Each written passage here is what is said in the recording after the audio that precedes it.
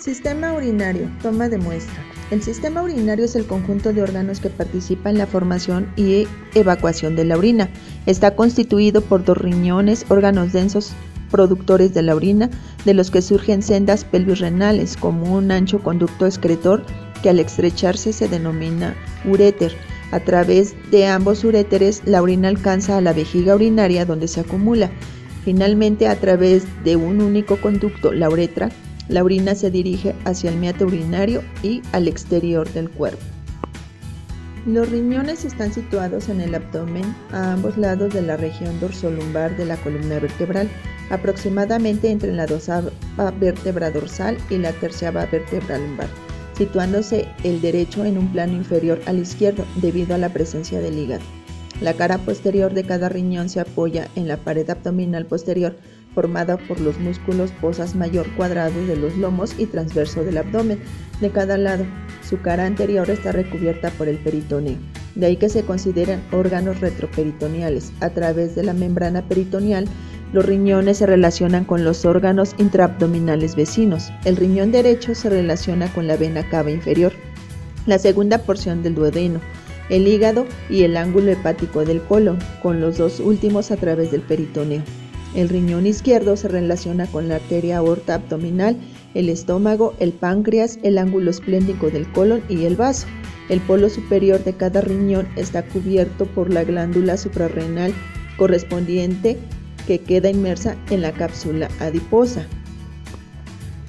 El borde cóncavo interno de cada riñón mira hacia la columna vertebral. Cerca del centro de ese borde interno se encuentra una escotadura llamada ilio renal, a través del cual emerge el uréter junto con los vasos sanguíneos, los vasos linfáticos y los nervios. Cada riñón está cubierto por 3 capas de tejido. La capa más profunda, la cápsula fibrosa renal, es una capa lisa y transparente de tejido conectivo denso y regular que se continúa con la capa externa del uréter. Sirve como una barrera contra los traumatismos y ayuda a mantener la forma del riñón. La capa intermedia, la cápsula adiposa, es una masa de tejido adiposo que rodea a la cápsula renal. También protege al riñón de los traumatismos y lo sostiene de manera firme en su lugar dentro de la cavidad abdominal. La capa superficial, la fascia renal, es una capa fina de tejido conectivo denso y regular que fija al riñón a las estructuras que lo rodean y a la pared abdominal. En la superficie anterior de los riñones, la fascia renal es profunda con respecto al peritoneo. La nefrona. Las nefronas son las unidades funcionales de los riñones. Cada nefrona consta de 2 partes, un corpúsculo renal, donde se filtra el plasma sanguíneo, y un túbulo renal, hacia el cual pasa el líquido filtrado. Los 2 componentes del corpúsculo renal son el glomérulo, la red capilar, y la cápsula glomerular de Bowman, una cubierta epitelial de pared doble que rodea a los capilares glomerulares. El plasma sanguíneo se filtra en la cápsula glomerular y luego el líquido filtrado pasa al túbulo renal, que tiene 3 sectores principales. En el orden en el que el líquido lo recorre, ellos son: 1. El túbulo contorneado proximal, 2. El asa de Helen y 3. El túbulo contorneado distal. El término proximal denota la parte del túbulo unida a la cápsula glomerular y el distal indica la parte que está más alejada. Contorneado significa que el túbulo está muy enrollado. El corpúsculo renal y ambos túbulos contorneados se hallan dentro de la corteza renal. El asa de Helen se extiende hacia la médula renal, hace una U y luego regresa a la corteza renal. Los túbulos contorneados distales de diversas nefronas se vacían hacia un solo túbulo colector. Los túbulos colectores luego se unen y convergen en varios cientos de grandes conductos papilares que drenan a los cálices menores. Los túbulos conectores y los conductos papilares se extienden desde la corteza a través de la médula hacia la pelvis renal, de manera que un riñón tiene alrededor de 1 millón de nefronas, pero un número mucho menor de túbulos colectores y aún mayor de conductos papilares. En una nefrona, el asa de Helen conecta los túbulos contorneados proximal y distal. La primera porción penetra a la médula renal, donde recibe el nombre de la rama descendente. Luego hace una U y regresa a la corteza renal como la rama ascendente. Cerca del 80-85% de las nefronas son nefronas corticales. Las vías urinarias son el conjunto de canales excretores que conducen la orina definitiva desde su salida del parenquimal renal hasta el exterior del riñón, los cálices menores y mayores y la pelvis renal. Los cálices menores son una estructura visible macroscópicamente en forma de copa situadas en el seno renal. Recogen la orina procedente de los conductos papilares que desembocan en la papila renal. En cada riñón hay tantos cálices menores como pirámides, es decir, entre 8 y 18. Los cálices mayores, en número de 2 a 3 por riñón, conducen la orina de los cálices menores a la pelvis renal. La pelvis renal se forma por la reunión de los cálices mayores. Es un reservorio con capacidad de 4 a 8 centímetros cúbicos de orina. Tiene actividad contráctil que contribuye al avance de la orina hacia el exterior. La pelvis renal tiene una porción intrarrenal situada en el seno renal y en una porción extrarrenal a partir del ilio, que se hace progresivamente más estrecha hasta continuarse con los uréteres. Los uréteres, la vejiga urinaria y la uretra. La pelvis renal de cada riñón se continúa con un uréter correspondiente. Estos son dos finos conductos musculares membranosos entre 4 y 7 milímetros de diámetro, retroperitoneales, que terminan en la base de la vejiga urinaria, dibujando un trayecto de entre 25 a 30 centímetros con una porción abdominal y una pelviana. En su trayecto abdominal, los uréteres descienden verticalmente apoyados sobre la pared muscular abdominal posterior a lo largo del músculo de psoas, recubiertos por el peritoneo. Al penetrar en la cavidad pélvica cruzan los vasos ilíacos comunes iniciando su trayecto pélvico. A continuación, en el hombre, los uréteres pasan por debajo de los conductos deferentes, mientras que en la mujer lo hacen por debajo de las arterias uterinas. Finalmente, los dos uréteres llegan al fondo vesical, donde se abocan, atraviesan la pared vesical, siguiendo un trayecto oblicuo de arriba abajo y de fuera adentro. Este trayecto explica la ausencia de reflujo vesículo-uretral cuando la vejiga está llena y se puede considerar una verdadera válvula fisiológica. La pared de los uréteres consta de 3 capas: la mucosa que recubre la luz del tubo, la muscular intermedia compuesta por células musculares lisas con actividad contráctil y la serosa externa, constituida a base de fibras conjuntivas. La vejiga urinaria es un órgano muscular hueco situado en la cavidad pélvica. Es un reservorio de orina con capacidad máxima fisiológica de hasta 800 mililitros, aunque en determinadas patologías puede exceder bastante este volumen. La capa muscular de la pared vesical está constituida por una potente red de fibras musculares lisas, el músculo detrusor, que permite una contracción uniforme de este órgano. La capa muscular está revestida interiormente por la mucosa y la submucosa. El orificio uretral y el inicio de la uretra están rodeados por 2 esfínteres, uno de control involuntario formado por haces del músculo pubovesical y otro del control voluntario formado por fibras del músculo transverso profundo del periné, que forma parte del diafragma urogenital. La uretra femenina es un conducto de unos 3 a 4 centímetros de longitud destinado exclusivamente a conducir la orina. Nace de la cara inferior de la vejiga, desciende describiendo un trayecto ligeramente cóncavo hacia adelante entre la sínfis púbica por delante y la pared vaginal por detrás. Desemboca por el meato uretral externo de la vulva entre el clítoris por delante y el orificio vaginal por detrás. Poco antes del meato, la uretra atraviesa el músculo transverso profundo del periné, que constituye su esfínter externo de control voluntario. La uretra masculina tiene una longitud de 20 a 25 centímetros repartidos en varios segmentos. La uretra postrática, segmento de unos 2 a 4 centímetros de longitud y 1 centímetro de diámetro, que atraviesa la próstata.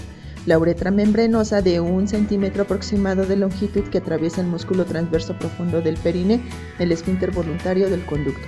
La uretra esponjosa, que se dispone a todo lo largo del cuerpo esponjoso del pene hasta el meato uretral. La formación de la orina. La formación de la orina pasa por 3 etapas fundamentales: la filtración glomerular, la reabsorción tubular y la secreción tubular. La mayor parte de las sustancias excretadas, es decir, las que se encuentran en la orina definitiva, pasan por las 2 primeras. La filtración glomerular es la etapa inicial de la formación de la orina. Consiste en el paso de parte del plasma sanguíneo que circula por los capilares glomerulares del riñón hacia el espacio capsular de Bowman, atravesando la membrana de filtración. Este es un filtro complejo formado de 3 estructuras: la membrana basal y el endotelio fenestrado, ambos constituyentes de los capilares glomerulares y de la capa de podocitos, propia de la pared visceral de la cápsula de Bowman, que los rodean. Los podocitos son células epiteliales muy modificadas con largas prolongaciones citoplasmáticas llamadas pedicelos.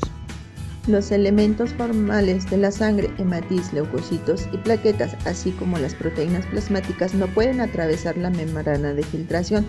De ahí que el filtrado, orina primitiva o orina inicial que se recoge en el espacio de Roman contengan una composición similar a la del plasma, excepto en la que concierne a las proteínas. La reabsorción tubular es el retorno de la gran parte del filtrado al torrente sanguíneo. Las sustancias imprescindibles para el cuerpo, como el agua, la glucosa, los aminoácidos, vitaminas, parte de urea, sodio, potasio, calcio, cloro, bicarbonato y fosfatos, abandonan los túbulos de las nefronas e ingresan en los capilares peritubulares, atravesando la pared de ambas estructuras. La reabsorción del 99% del filtrado sucede a todo lo largo del túbulo renal, especialmente en el segmento contorneado proximal, mientras que el ajuste preciso de volumen y composición de la orina definitiva se efectúa en el túbulo contorneado distal y colector.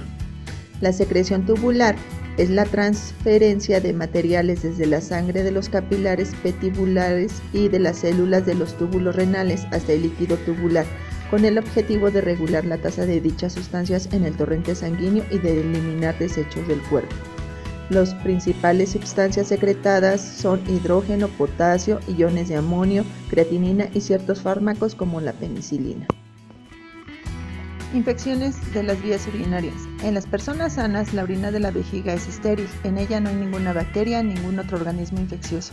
La uretra, el conducto que transporta la orina desde la vejiga hasta fuera del campo, tampoco contiene organismos infecciosos, o bien demasiado pocos como para poder causar una infección. Sin embargo, cualquier parte de las vías urinarias puede infectarse. Estas infecciones se clasifican generalmente en infecciones de las vías urinarias inferiores o superiores. Las inferiores se refieren a las infecciones de la uretra o de la vejiga, y las superiores a los de los riñones o de los uréteres. Los microorganismos que provocan la infección por lo general entran en las vías urinarias por dos caminos. El más frecuente es a través del extremo inferior de las vías urinarias, o sea, la abertura en la punta del pene en el varón o en la abertura de la uretra en la mujer, que se localiza en la vulva.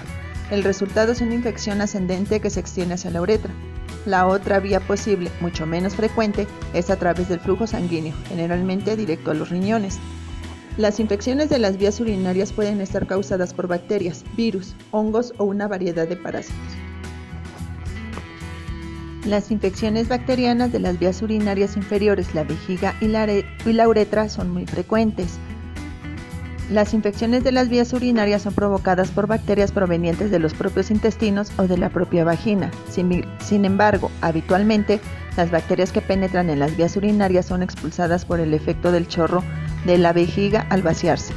La infección por virus puede ser provocado por el virus del herpes simple tipo 2, afecta el pene en los varones y puede afectar a la vulva, el perineo, el cuello del útero o la vagina en las mujeres. Si afecta a la uretra, la micción puede ser dolorosa y dificultarse el vaciado de la vejiga. Por hongos. La infección por hongos de las vías urinarias están provocadas principalmente por cándida. Se produce sobre todo en personas con una sonda vesical y inmunodeprimidos. En casos raros, otros tipos de hongos, incluyendo los que provocan blastomicosis o coccidioidomicosis, pueden también infectar las vías urinarias. Con frecuencia, los hongos y las bacterias infectan a los riñones al mismo tiempo. Entre las enfermedades que se pueden contraer es la cistitis, la uretritis, la prostatitis y la pielonefritis. La cistitis es una infección de la vejiga urinaria. Las infecciones de la vejiga urinaria son frecuentes en las mujeres, principalmente durante el periodo fértil. Las bacterias de la vagina pueden desplazarse a la uretra y al interior de la vejiga. También esa infección no es muy frecuente en los varones y se inicia en el momento en que ellos se llegan a enfermar por una infección en la uretra que se extienden a la próstata y posteriormente a la vejiga. La uretritis es una infección de la uretra, el conducto que lleva la orina desde la vejiga al exterior del cuerpo. La uretritis puede ser causada por bacterias, hongos y virus. En las mujeres, los microorganismos generalmente se desplazan de la uretra desde la vagina. En la mayor parte de los casos, las bacterias llegan desde el intestino grueso y alcanzan la vagina desde el ano. En los varones, la uretritis generalmente comienza con una secreción purulenta de la uretra, cuando la causa es un microorganismo gonococo. La prostatitis es la inflamación de la glándula prostática. Este problema puede ser causado por una infección con bacterias. Y la pielonefritis es una infección bacteriana de uno o de ambos riñones. La Escherichia coli, una bacteria que normalmente se encuentra en el intestino grueso, provoca aproximadamente el 90% de las infecciones de riñón entre las personas que viven en comunidad, pero solo es responsable del 50% de las infecciones renales en los pacientes internados en un hospital. Las infecciones generalmente ascienden de la zona genital a la vejiga. Si las vías urinarias funcionan normalmente, la infección no puede desplazarse hacia los riñones desde los uréteres, puesto que el flujo de la orina arrastra los microorganismos y el cierre de los uréteres en su punto de entrada en la vejiga también lo impide. Como bien lo mencionamos, estas infecciones en mayoría son provocadas por Escherichia coli. En las mujeres los problemas que puede ocasionar es porque su vejiga es muy corta, porque ya se encuentran en la menopausia o porque el sistema inmunitario está deprimido. Las pruebas que se realizan en el sistema urinario son el exudado uretral, tanto hombres como para mujeres, el examen general de orina y el urocultivo.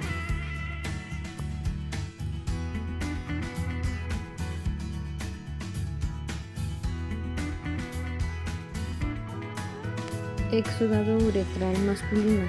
Este examen se va a realizar en hombres adultos y jóvenes a través de la uretra para determinar si existe alguna infección.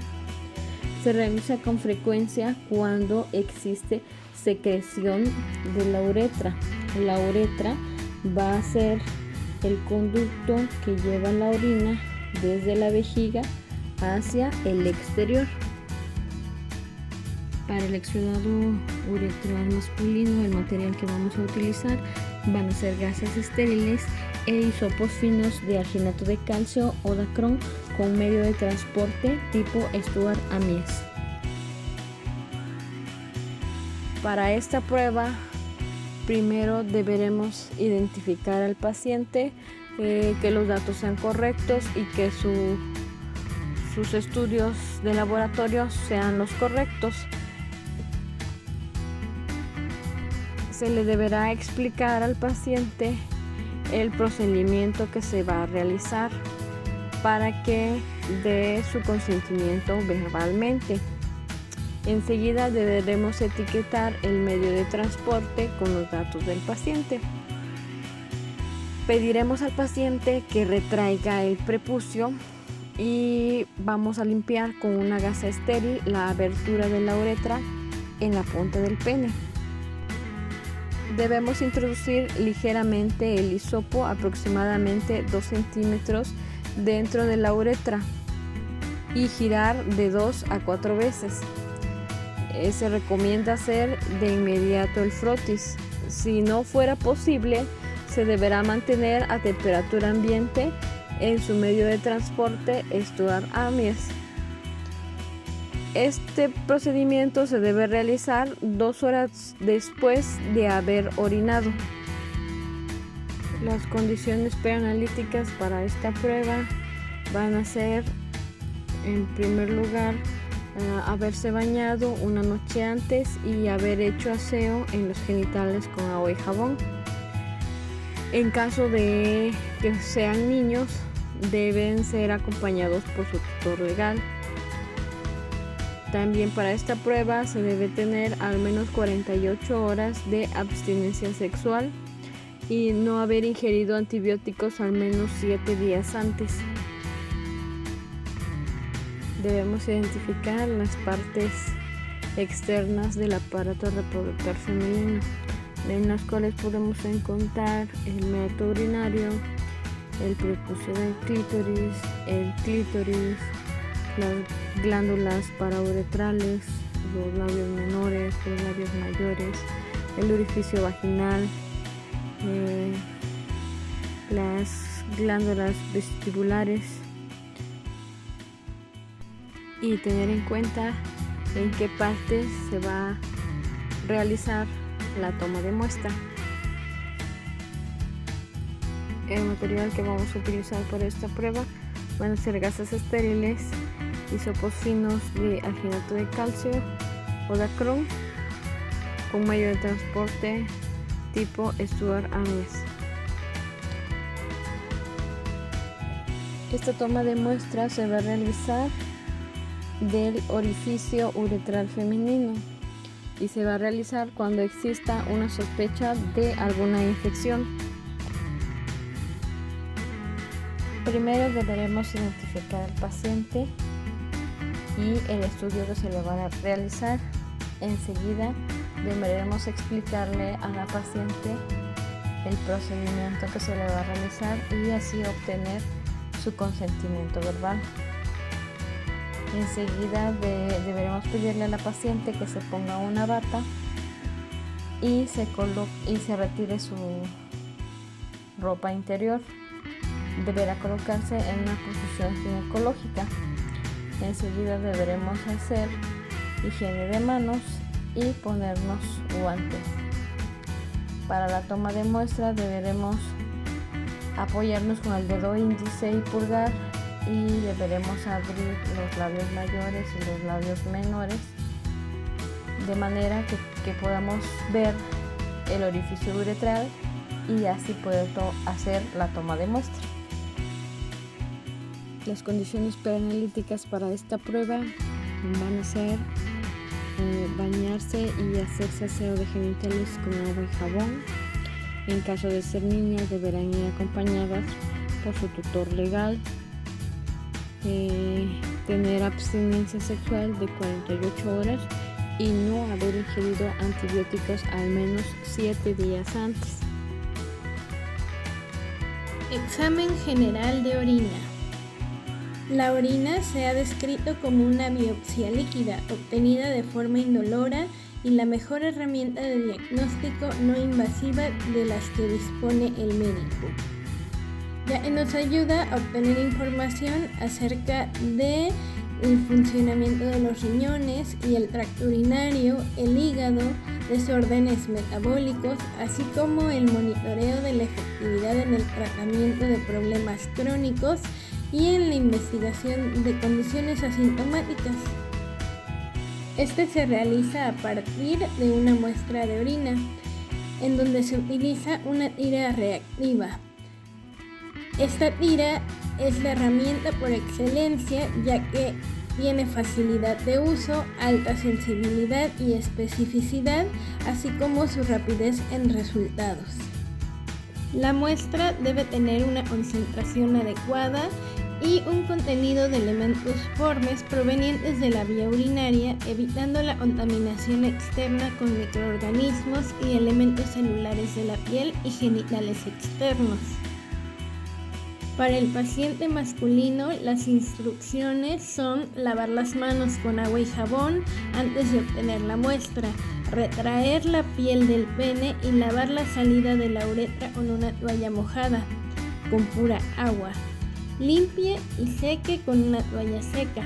Dejar salir un primer chorro a la taza del baño, depositar la siguiente porción en el frasco, eliminar el resto en la taza del baño. Tapar el frasco evitando tocar el interior y entregarlo en el laboratorio lo antes posible. Así también, para los pacientes femeninos, las instrucciones son lavar las manos con agua y jabón antes de obtener la muestra, separar los labios de sus genitales, limpiar sus genitales externos de adelante hacia atrás con toallas húmedas, utilizando mínimo 3 toallas húmedas. Secar con una toalla seca. Dejar salir un primer chorro a la taza del baño, depositar la siguiente porción en el frasco. Eliminar el resto en la taza del baño. Tapar el frasco evitando tocar el interior y entregarlo en el laboratorio lo antes posible. Existen diferentes métodos de recolección. Estos dependen del tipo de orina que se quiera obtener. Por ejemplo, la orina espontánea, que es aquella muestra de orina que el paciente puede emitir sin necesidad de ninguna asistencia ni dispositivo externo. Aquí se obtiene el chorro medio o el primer chorro. También está la orina por sonda, donde se obtiene con una sonda introducida por la uretra hasta la vejiga. Se ocupa en pacientes inhabilitados. También existe la punción suprapúbica. Se obtiene por punción de la pared abdominal directo a una vejiga distendida, o sea, llena. Los tipos de muestra son ocasional, quiere decir al azar, que es una muestra obtenida en cualquier momento del día o la noche, en una sola emisión y sin preparación previa del paciente.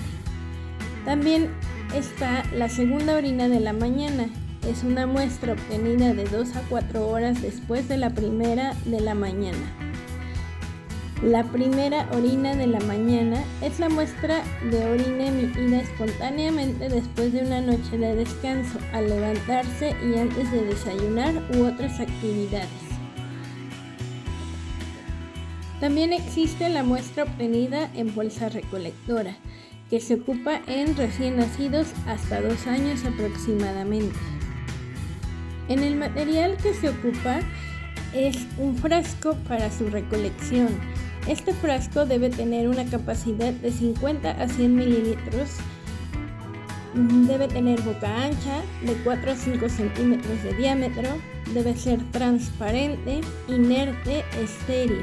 Y la tapa debe ser de rosca y hermética. La etiqueta para el frasco debe contener los siguientes datos: nombre, tipo de muestra, hora de recolección, estudios, conservadores y observaciones.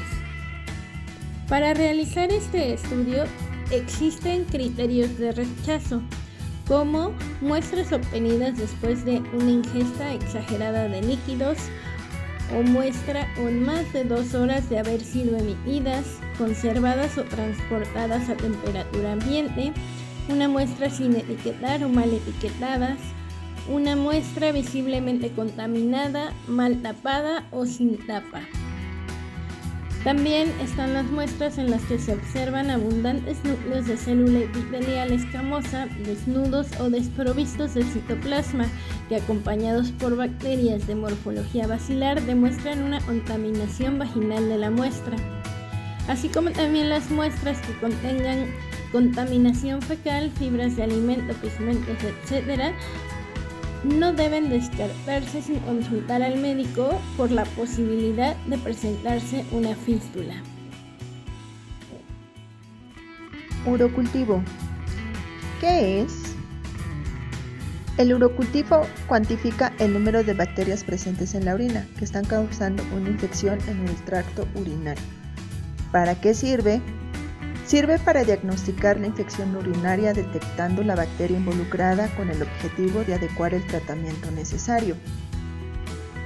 Material que vamos a ocupar: guantes estériles, gasas con solución desinfectante esterilizados para la limpieza y frasco esterilizado. Condiciones preanalíticas: recolectar la muestra en el sanitario del laboratorio. No ingerir antibióticos 7 días antes. La muestra de orina debe ser la primera de la mañana, previo aseo genital con gas estéril. Descartar el primer chorro de orina. Obtener de 5 a 15 mililitros del chorro medio. El recipiente debe rotularse con los datos del paciente. Si la muestra es de un bebé, tener cuidado de que la bolsa recolectora no esté contaminada con heces fecales.